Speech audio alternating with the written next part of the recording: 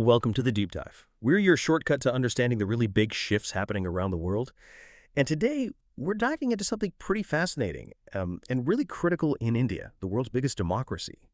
You've got rural voters there who seem to be, well, actively reshaping the country's political future. They're challenging the status quo, demanding change. So how is this happening? Why now? And, what does it actually mean? Not just for India, but maybe for democracy itself globally. So in this deep dive, we've pulled together quite a stack of sources, academic work, field reports, our own notes, too, to really boil it down for you. Our mission, really, is to give you a clear but also nuanced picture of these big shifts in India's rural voting patterns. We found some surprising facts, and hopefully we can shed some light on what are, let's face it, pretty complex dynamics, get you properly well informed. Absolutely, and it couldn't be more timely. What we're seeing unfold in India's villages, it's not just some local political shuffle. It feels much more like a fundamental realignment. It's about how democratic power works and where it really sits. Understanding these sort of grassroots changes gives us invaluable insights, I think, into how democracy evolves, how resilient it is. Especially, in a country as incredibly diverse and massive as India, it's really a case study, a compelling one, showing how these deep economic and social currents can totally reshape politics on a huge scale. That's a lesson that definitely resonates beyond India. Okay, so let's get into it. What really kicked this off? Well, India's 2024 general election, it definitely caused a stir for the ruling coalition, the BJP-led NDA. That's the National Democratic Alliance. They were the incumbents. And look, they got enough seats to form a government, yes, but, and this is the key thing, they notably lost about a third of their rural constituencies. A third. We're talking major impacts in really key states, demographically speaking, like Uttar Pradesh, Rajasthan too. These are often seen as political heartlands, right? Big populations, lots of electoral history. So this wasn't just, a minor dip. This loss actually weakened the BJP's majority in parliament, which means they now have to rely much more on their regional partners to govern. It really shifted the whole power balance nationally. Yeah, what's really striking, I think, is that this wasn't just some statistical blip or maybe a one-off protest. It really signals something deeper, an ongoing change in how people in rural areas are voting. The sheer scale of it suggests, well, it's just voter priorities are evolving among a huge chunk of the population. It indicates that the very, foundations of political support are undergoing this pretty profound shift, and that has massive implications, obviously. National parties just can't take those traditional rural strongholds for granted anymore. They really need to rethink how they engage. Right. But the big question is why? What's actually driving this pretty significant move away from a party like the BJP, which, let's be honest, has had such a strong national grip?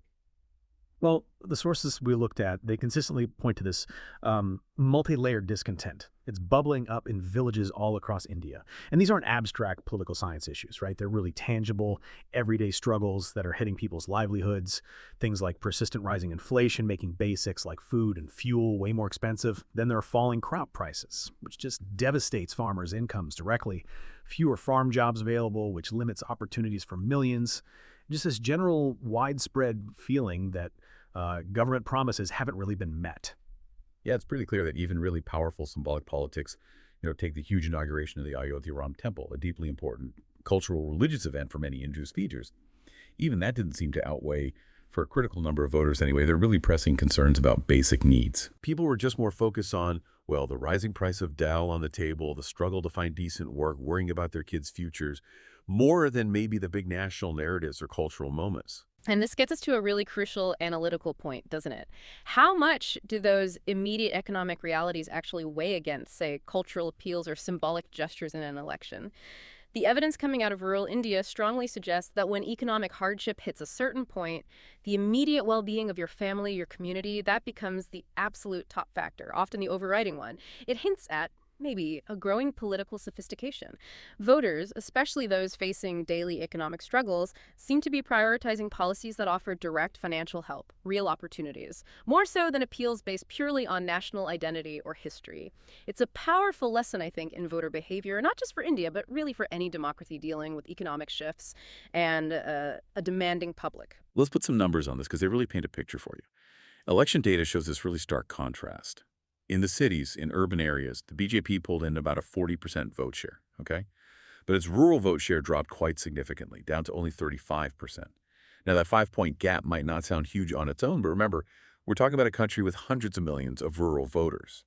So that difference translates into millions and millions of votes and dozens of parliamentary seats lost. It's a very visible, undeniable shift. And what's more, this is a big reversal from the last general election in 2019. Back then, rural support for the BJP was actually stronger than its urban support. So the momentum has clearly swung the other way. That presents a real strategic challenge for the ruling party now. Absolutely. That quantitative data really underscores this rapidly growing disconnect between the BJP and what was considered its traditional rural base. It suggests that the strategies, the messaging that worked so well for them in these communities just a few years back, well, they're either not as effective anymore, or maybe new, really urgent issues have popped up that the party just hasn't managed to address adequately, at least in the eyes of these voters. So yeah, it's not just a minor dip in the polls. It forces us to think about the evolving political awareness and the very pragmatic demands of the rural electorate. They're clearly showing they're willing to shift their vote based on tangible results. Okay, now let's pivot to another really significant factor here. We're seeing women voters making their presence felt like never before in rural India. In some parts of the country, our sources mentioned Odisha specifically. For example, women are actively deciding votes, often for the first time. And they're consciously breaking away from those traditional, often male-dominated political influences within their families or villages. This isn't just about turning up to vote. It's about making independent choices, informed choices. And a huge driver behind this empowerment seems to be the rise of these self-help groups, the SHGs. These are local groups, often led by women, where they pool savings, get microloans for small businesses, that kind of thing. But crucially, they also foster collective action and political awareness.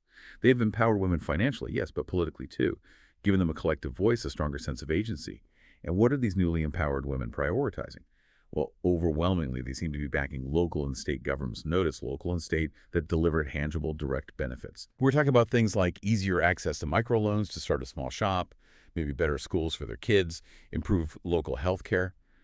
They often value these direct, immediate improvements that actually impact their daily lives and their communities, perhaps more than the big national political narratives or traditional party loyalties. And that reveals something critical about political empowerment, doesn't it? How much does that direct local impact really shape voting behavior, especially for these newly empowered groups like women? When people see and feel tangible benefits coming directly from their local government, it creates a very powerful reason to support them. It really highlights that for these voters, how effective a government seems in delivering concrete, immediate improvements can often trump ideology or national party affiliation. And this shift, well, it has pretty profound implications for how political parties need to engage with these communities. It pushes them towards more localized, more outcomes-focused policies. So with all these shifts happening in rural sentiment, a new power dynamic is definitely emerging across India's wider political scene. The 2024 election saw the India-A alliance, that's a big coalition of opposition parties, led by the Congress Party, which has a long history. They gained significant ground. And this is particularly noticeable in rural areas across key states, Uttar Pradesh again, Maharashtra, West Bengal. They really seem to capitalize on that rural discontent we've been talking about. So this alliance now looks like a much more viable, much stronger counterweight to the BJP's dominance than maybe it did in previous elections. Right. And the deeper point here, I think, is that it's not just about the final vote counts or who gets how many seats in parliament. It's really about a fundamental rebalancing act, one that's rooted in the villages and small towns, actively creating a kind of new political equilibrium. The comeback of the India-A alliance, especially in these rural areas, it signals a renewed, more vigorous competition in the political landscape. It suggests the electorate is actively willing to look at alternatives if they feel their basic needs aren't being met. And that fosters a more dynamic, maybe potentially more representative multi-party system. It points to a vibrant, although definitely complex, evolution in India's democracy. But look, it's not all happening through face-to-face chats or traditional political rallies. The digital world plays a huge and growing role here, even in rural India. We saw research from villages showing a massive flow of viral messages, and unfortunately often containing misinformation, spreading like wildfire through platforms like WhatsApp.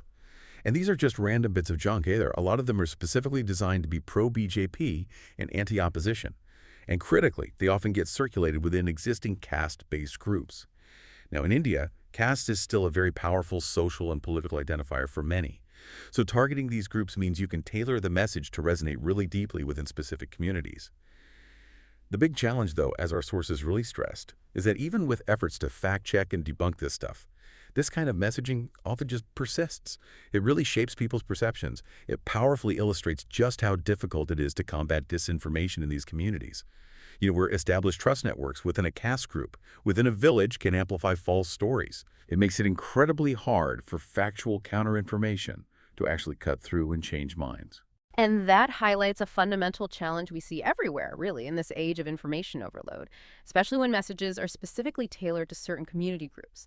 When information or indeed misinformation spreads through trusted personal networks like family or these caste-based WhatsApp groups, it often bypasses our critical thinking filters. The emotional pull or the appeal to identity can be far more potent than a dry, factual correction. It reveals this pervasive vulnerability in our digital information world that, frankly, many democracies are struggling with right now. It's a really complex mix of technology, social structure, and individual psychology that we need to keep a close eye on. So, let's bring it back to government performance. When it comes down to it, what really sways voters? Well, it seems pretty clear. Tangible delivery matters. A lot. There's research, for instance, looking at major rural infrastructure projects like building new road networks. And it consistently shows that voters directly reward politicians who deliver those visible, beneficial results. If you can actually see the road being built, if it makes your daily commute easier or connects your village to markets or hospitals, that's a direct, tangible benefit. And that powerfully influences your vote, which of course puts considerable pressure back on governments. If they can effectively turn their promises into these kinds of concrete, visible improvements, they stand a good chance of keeping rural trust and getting votes. But if they fail to deliver on those palpable things, if the roads don't get fixed or the promises seem empty, voters are increasingly showing they're quite willing to switch their support. It really underscores a very practical, results-first approach to politics from the rural electorate. They want to see direct, positive changes in their own lives. Yeah, and that connects to a much broader principle of governance, almost a universal one, I'd say. How absolutely essential it is for any administration, anywhere, to translate its promises into concrete improvements that citizens can actually see and feel directly. This isn't unique to India, is it? It's fundamental voter behavior across the globe.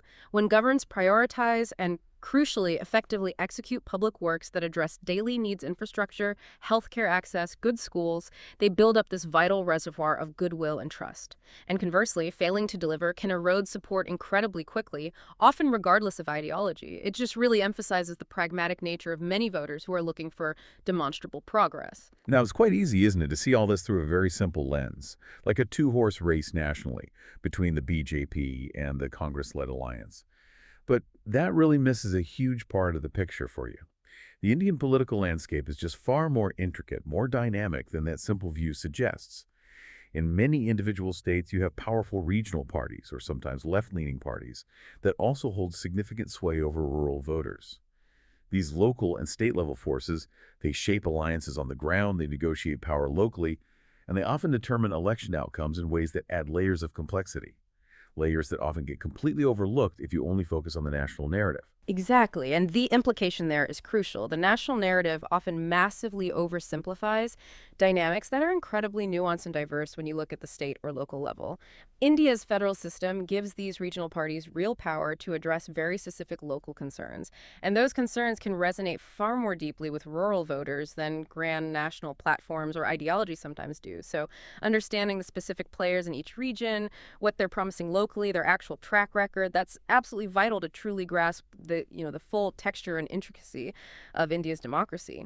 It's a powerful reminder, really, that political power isn't just top-down. It's often distributed and negotiated in ways that challenge any kind of monolithic view. So wrapping this all up, what's the main takeaway from this deep dive into rural India's changing electoral landscape? Well, rural India is undeniably making its voice heard, louder and clearer than perhaps ever before. Voters are actively pushing back against persistent high prices, against promises that feel unfulfilled, against political shortcuts that just don't seem to address the real-world problems. We've seen how women voters, often empowered by these self-help groups, are becoming a truly decisive force. They're prioritizing tangible benefits that directly improve their lives, often over abstract national politics. And in this shifting landscape, we can't ignore the role of digital misinformation, especially via WhatsApp. It plays a significant and frankly challenging role in shaping how people see things and who they vote for.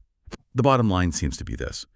Rural voters now hold very real power in shaping election outcomes and influencing the country's direction. This isn't just some local political story playing out. It really feels like a democratic movement unfolding right before our eyes. A profound shift in one of the world's most crucial nations. Which leads us to a really pertinent question, I think, for you, the listener, to consider. As economies everywhere continue to shift, as people grapple with growing economic uncertainty, are we likely to see similar patterns emerge elsewhere? Will voters in other democracies also increasingly prioritize those tangible economic benefits over traditional political loyalties or cultural alignments? The insights from India certainly offer a compelling case study on how material conditions can fundamentally redefine political allegiances and ultimately reshape national futures. Yeah, absolutely. And we would genuinely love to hear your thoughts on all this. If you happen to be from a rural area, whether that's in India or anywhere else in the world, what issues really matter most to you when it comes time to vote? Do you feel that voters in your community focus mainly on traditional things like, say, caste or religion, or is it increasingly about those day-to-day needs, jobs, food prices, local roads, and schools? Please do share your view with us. We're always learning right alongside you, and hearing your perspective really adds immensely to our collective understanding.